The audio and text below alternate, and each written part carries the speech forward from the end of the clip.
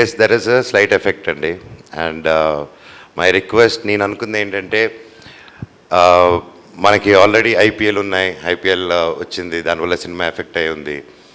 And థియేటర్స్కి OTT అది already వచ్చింది. అండ్ సో వీఆర్ మనకి ఓటీటీ ఉంటూనే థియేటర్స్ కూడా ఎలాగనేది ఒక ప్యారలల్ వరల్డ్ నడుస్తుంది. ఇంకా సినిమా అంత గొప్పది కాబట్టి, అండ్ తెలుగు ఆడియన్స్ ఆ థియేటర్ ఎక్స్పీరియన్స్ నచ్చుతుంది కాబట్టి. అండ్ అన్ని పండుగలు, ముఖ్యమైన డేట్స్ అన్నీ ఆల్రెడీ పెద్ద సినిమాలు ముందుగానే బ్లాక్ చేసుకుంటారు. And you know that.